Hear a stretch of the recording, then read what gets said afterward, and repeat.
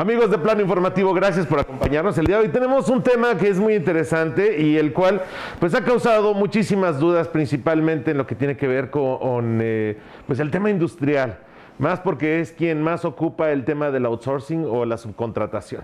¿Y quién mejor que, pues, que nos explique este tema que el licenciado Juan Manuel Arias, quien es un experto en este tema, bueno, en todos los temas que tienen que ver principalmente con el derecho y más, porque el tema outsourcing ahorita tiene muchas implicaciones legales, principalmente para las empresas. ¿Cómo está? Buenos días, gracias por estar acá. Sí, es un tema bastante complejo. Para que podamos informar mejor, vamos a retirarnos. Estamos en la sana distancia, aquí en el estudio. Y pues bueno, licenciado, ahora sí, platíquenos. Gracias. Bien, este es un tema que ya se ha venido tratando desde el año pasado. La parte importante en este momento es que teníamos hasta el último día del mes pasado para cumplir con una serie de obligaciones y que afortunadamente se dio una ampliación de plazo, pero solo hasta el 1 de septiembre. Es decir, la parte más importante que nos debe preocupar de agosto, ahorita, ¿no? Era agosto. Y ahora se dio una prórroga para el 1 de septiembre. Solo un mes. Solo un mes. Hubo varias propuestas del sector empresarial, concretamente al Senado de la República, en el sentido de que se permitiera que esto fuera hasta el mes de enero. Okay. Pero no transitó la propuesta. Finalmente el decreto que reforma la entrada en vigor de esta gran reforma legal solo permitió un mes de venia. En consecuencia, para este 1 de septiembre, pues los contribuyentes, los patrones, tendrán que cumplir con todas las nuevas disposiciones que esto implica. Claro. La parte fundamental de la reforma es que el outsourcing está prohibido. ¿Qué es el outsourcing? Pues es la subcontratación de personal. Hay que entender... Que es una figura por la que optaron muchísimas empresas. Así es. Para, digamos, algunas de mala manera, algunas, digamos, de una manera adecuada, porque algunas lo que buscaban era solo disminuir sus obligaciones patronales. Sí, fíjense que es muy preocupante el lenguaje que el Ejecutivo Federal y el Congreso de la Unión utiliza, porque hablan de un proceso de regularización. Claro. Y aquí pues echan en una sola bolsa a todos los contribuyentes, ¿no? Cuando en realidad era una figura permitida por la ley. Inclusive en materia de control de subcontratación, la Ley Federal del Trabajo ya prevenía todo un régimen específico, muy concreto, que hacía permisible sin ningún problema esta subcontratación. Sí hay que reconocer que algunas empresas se constituyeron solo con el afán de diferir la carga tributaria, la carga en materia de seguridad social, la carga patronal en materia de participación de utilidades, e inclusive algunas de generar saldos a favor de impuesto al valor agregado que realmente pues eran de dudosa procedencia. Pero este no fue un comportamiento generalizado. Sin embargo, pues bueno, lo peligroso que yo veo de la reforma es la visión con que el gobierno pues la visualiza. Ya entró, al final del día la reforma ya está, solo estamos hablando de este último plazo para cumplir con las obligaciones, pero tendríamos que tener mucho cuidado con que al final del día así nos está viendo el gobierno. Nos está viendo con una situación de que estábamos mal y que hoy nos tenemos que corregir. Claro, claro. Que de hecho ha sido un transitar, ¿no? Digamos, en algún momento ya se utilizaba esta figura, porque bueno, una empresa que se dedica a hacer muebles y tiene aires acondicionados, pues podría subcontratar a personas que le estuvieran apoyando en el tema de los aires acondicionados y no precisamente tener un área en específico cuando no era algo que utilizara de todos los días. Sí, digamos que eran muchas cosas las que traía consigo la... Así es, la reforma consiste en que de entrada la subcontratación de personal está prohibida. Es una reforma a la Ley Federal del Trabajo. Sin embargo, sí un poco eufemísticamente, lo que se permite es la contratación de servicios especializados y de obras especializadas. Entonces el término cambia, ¿no? Claro. Hasta antes de la reforma hablábamos de la subcontratación de personal y ahora hablamos de la contratación de servicios. Servicios especializados en donde sí es necesario que el personal de la empresa especializada vaya al domicilio de, en este caso, el contratante y ahí desarrolle los servicios. Entonces, hay una serie de cualidades que la norma prevé. para que entendamos que es una subcontratación permitida o una subcontratación legal. Fundamentalmente, que los servicios que le prestamos al contratante no sean los mismos. Claro. Hay dos referencias que la ley nos da y es el objeto social. Es decir, que el contratista no preste servicios que vienen en el objeto social del contratante. Como este es un aspecto legal que es muy fácil de manipular, pues basta con que cambiemos ante notario, registro público de la propiedad, el objeto social. Hay un segundo elemento que no es tanto legal, sino fáctico, completamente práctico, ¿no? Y es que los servicios que la contratista preste al contratante no formen parte de su actividad preponderante, de su actividad esencial, de su actividad económica. Esto es, en virtud de que si solo nos quedamos en el papel, puede surgir la simulación, pues se van a los hechos. Y si en los hechos la actividad que está prestando la contratista es la misma o es una parte de las actividades esenciales de la contratante, estaremos en un caso de simulación. Y ojo, en el caso de la simulación habrá el delito de defraudación fiscal para ambas partes, tanto para contratante como para contratista. Esta es una reforma muy agresiva en ese punto, claro, ¿no? Es decir, anteriormente sí teníamos sanciones administrativas, la carga tributaria de pagar las contribuciones, pero ahora para efectos fiscales, no laborales, es decir, la reforma se complementó con toda una reforma fiscal, pues ya es un delito de defraudación fiscal. Claro. Licenciado, ahora también las empresas tienen que llenar un registro, registrarse ante lo que es la Secretaría del Trabajo y el... Así es el famoso REPSE, que es donde se ha estado batallando y que surgió la necesidad de que se reformara la norma para esta ampliación legal. Este registro se obtiene ante la Secretaría del Trabajo y Previsión Social.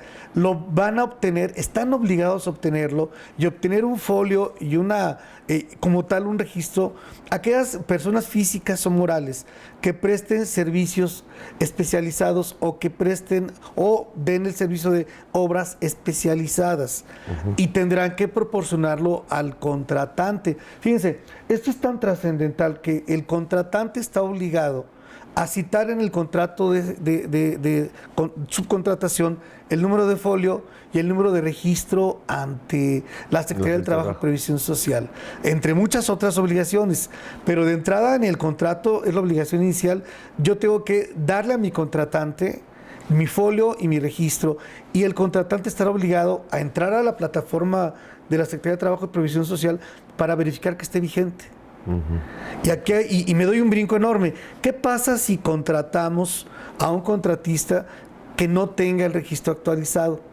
Bien, la reforma inicialmente es laboral y está diseñada para proteger los derechos de los trabajadores ante una posible simulación patronal en donde se llevaban la carga de derechos laborales la contratista, la famosa outsourcing.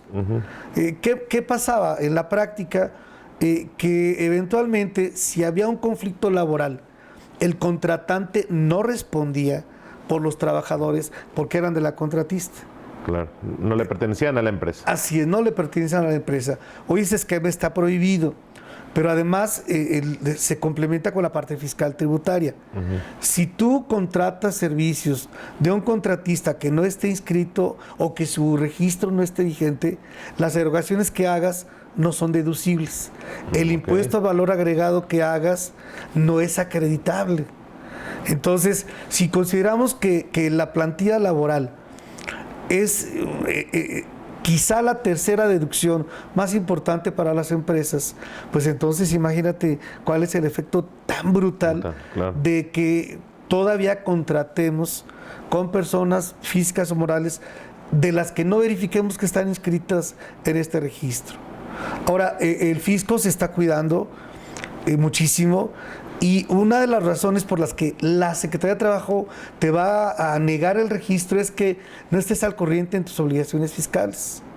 Entonces ahora las contratistas, para darse de alta en este registro de la Ley Federal del Trabajo ante las autoridades laborales, tienen que acreditar que están al corriente de sus obligaciones fiscales. ¿Qué pasa con todas aquellas empresas que digamos que estaban trabajando mediante este método de outsourcing o de subcontratación y que ahora tienen que pasar Mira, con esa nueva? Exacto. Mira, es una pregunta bien interesante y hay varias posiciones. Dentro de lo que cabe, la reforma ha sido bastante aceptada por las empresas consolidadas. Y hablo de las empresas consolidadas porque el tratamiento de la plantilla laboral a través de outsourcing no era un ilícito como tal. Entonces, las empresas serias que por razón de negocios tenían una plantilla laboral administrada por una contratista, están asumiendo la responsabilidad patronal de estos trabajadores. Okay. Es decir, está habiendo una sustitución patronal. La condición de la sustitución patronal es ¿con mismas condiciones? Las mismas, es esa la condición. Okay. Yo te tengo que asumir como mi trabajador y lo primero, que es lo más importante, te tengo que respetar la antigüedad. La antigüedad, claro. Los salarios. Que era lo que se peleaba en su mayoría. Así es, ¿no? Así es. Es una carga financiera y económica muy grande, claro. ¿no? También, en todo caso, conservo el derecho a mi participación de utilidades, pero aquí sí fue una parte que los empresarios lograron negociar topándola hasta 3 meses para los que vayan migrando a la nueva empresa, ¿no? Okay. Hay una parte muy importante aquí entre esta sustitución patronal. Así como se prohíbe el outsourcing, en la Ley Federal del Trabajo también dispone reglas nuevas para la sustitución patronal. Y ahora nos dice que solo habrá sustitución patronal cuando el contratista o cuando el patrón de origen le transmita también los activos de la empresa al patrón de destino. Eso va a terminar prácticamente con todas las... Así es. Claro. ¿Qué vamos a tener en todo caso que hacer si es por una razón de negocios? Pues eventualmente una sustitución patronal, pues a lo mejor ya no es tan atractiva y buscaríamos figuras mercantiles como la escisión, la fusión, que también tiene sus requisitos, pero que son figuras transparentes. Claro. Así es. ¿Qué se puede hacer? Esto no viene en el decálogo de la Secretaría del Trabajo, ni de Prodecon, ni del SAT, pero la realidad es de que finalmente, si la empresa decide, la contratista, que no va a migrar a los trabajadores a la contratante, pues los tendrá que liquidar. Si los liquida, esto en términos legales... ¿Quién? ¿El subcontratante? Así es. Si los liquida legalmente, es decir, 20 días por año, 3 meses, los derechos que hayan acumulado, pues ya la empresa de destino puede volver a contratar. Pero una vez que la otra empresa los haya liquidado. Esto es algo muy discutido, se está discutiendo mucho. A la Secretaría del Trabajo no le gusta, hablan de que es una virtual nueva simulación, pero hemos visto que no le duele nada a la figura, ¿no? ¿Es costosa? Pues sí. Que en su momento cuando se aprobaron también el tema de las outsourcings pasó algo similar, ¿no? Incluso hubo pues también ahí algunos señalamientos sobre estos aspectos de cómo pasaban los empleados de una empresa a otra. Así es. Es decir, no es una obligación que los pases. Te dan la oportunidad de que los pases sin cumplir con ese requisito de que transmitas también los activos. Claro. Esta facilidad de que transmitas solo los trabajadores a la contratante sin que pasen los activos también está vigente, ahora sí como oferta de gritón de feria, solo hasta el 1 de septiembre. Claro. En caso de que a una empresa subcontratista le nieguen el registro, ¿qué pasa? Mira, solo se lo puede negar por 3 cosas. Los datos formales. Porque digamos que son mal. La mayoría, ¿no? Digamos que hay muchas pequeñas empresas que pueden ofrecer sus servicios y que en determinado momento se lo pudieran negar. Y se los están negando. Ese es el problema que ocurrió. Ese es el problema. Fueron demasiadas las negativas. Dentro de lo que cabe, la Secretaría del Trabajo y Previsión Social cumplió con los tiempos legales de decir sí o no. Claro. Hay que reconocerle un trabajo al gobierno federal en ese punto. La plataforma es cómoda, es bastante inductiva, pero te puedes confundir. Okay. Entonces, ha habido errores de dedo, la mayoría han sido errores de dedo, y otros tantos son errores legales. Es decir, el objeto social que tienes tu contratista no corresponde a la actividad que tienes dado de alta ante la Secretaría de Hacienda, ante el SAT. Okay. Punto 1. Punto 2. Tu constancia, que esta es la más importante de todas, tu constancia de situación fiscal que el SAT expide, te dice o le dice a la Secretaría del Trabajo que tienes algún adeudo fiscal formal o económico. Si no estás al corriente en tus obligaciones fiscales y laborales, entonces te niegan el registro.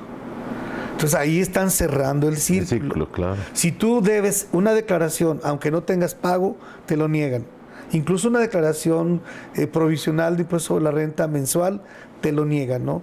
Hay una compenetración en este momento. O sea, aunque sean ceros, pero te tienes que hacer tu declaración. Si no, va para atrás. Si tienes un crédito fiscal firme que no esté garantizado o pagado, también te lo niegan. Bueno, pero muchas empresas están de esa manera. Así es. ¿Qué es lo único que no se me consideró en la empresa? Para el registro, los adeudos laborales, nada más. Pero sí aportaciones de seguridad social, es decir, cuotas al Infonavit, cuotas al Seguro Social. Si debes, entonces tampoco te dan el registro. Esto va a propiciar en realidad, pues quizá el que muchas empresas contratistas dejen de operar. Claro. Pero que haya unas nuevas que comiencen con un régimen totalmente transparente y de cumplimiento. Fíjate, hay una obligación formal que va a permitir que las empresas prestadoras de servicios de subcontratación sean contribuyentes cumplidores y patrones cumplidores. La norma agresivamente se está asegurando de eso. Imagínate que tú eres mi contratante y yo soy tu contratista. Aparte que tú te tienes que asegurar que mi registro está vigente, yo te tendré que entregar con cada factura pues el cumplimiento fiscal de los trabajadores. Claro. Es decir, las retenciones de cada trabajador mío que brinda servicios en tu empresa. Las cuotas de Infonavit, las cuotas de Seguro Social, que mi registro está vigente. Todo eso te lo tengo que entregar. Entonces, haciendo una evaluación de estas modificaciones a la ley, ¿cómo la calificarías? Mira, son dos escenarios. Desde el punto de vista estrictamente social y reconociendo que efectivamente hubo empresas que trataron de eludir cargas patronales, sí abusaron. Pero no podemos generalizar. No podemos generalizar, pero en ese aspecto sí protege a la plantilla laboral. Hay que reconocerlo. Sí la protege, sí le protege de sus cargas patronales que sean cumplidas eventualmente. Desde el punto de vista patronal, la reforma es compleja de administrar. Es compleja en el sentido de que sí hay dudas reales de qué se entiende por servicios personales, ¿no? Inscribirte en el padrón, de repente, aunque insisto que es muy inductivo, sí genera cierta confusión y a casi nadie se lo otorgaron a la primera. Luego, administrativamente fue difícil cumplirlo, porque si tenías que hacer modificaciones fiscales, pues acabábamos de hablar hace un rato de la pandemia, ¿no? Bueno, para el SAT todo ha sido cuarta ola porque no hay citas, ¿no? Claro. Tú tienes que claro que esperar. Ha sido imposible y las quejas incluso han llegado al presidente y tampoco ha hecho caso de esto. Hasta 2 meses para que te den una cita en el Servicio de Administración Tributaria, lo que implica que si tú no cumples con el SAT, entonces no cumples con la Secretaría del Trabajo, ¿no? Son aspectos formales que han inducido a que el cumplimiento no sea total. A la semana pasada, sin embargo, había 1,600 empresas que ya habían cumplido.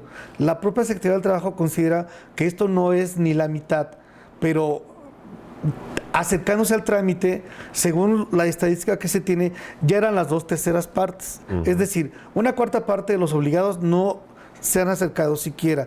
La otra, pues una cuarta parte de estos ha tenido problemas de diversa índole, por aspectos formales o por aspectos de fondo, ¿no? Claro. Donde de plano tienen que cambiar el objeto social de la empresa, que es lo que luego se dificulta, porque este trámite puede venir vinculado con los trámites fiscales. Entonces, vas con tu notario, de entrada, ocupas cambiar objeto social, ocupas al notario, ya que está notariado, ocupas al SAT.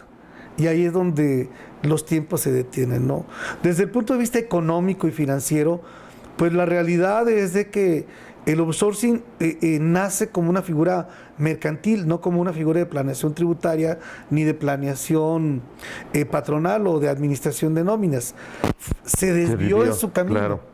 como tal. Es que se utilizó de esa forma. Así es. Pero en realidad el outsourcing, por razón de negocios, siempre ha existido, siempre existirá y tendrá que continuar existiendo, ¿no?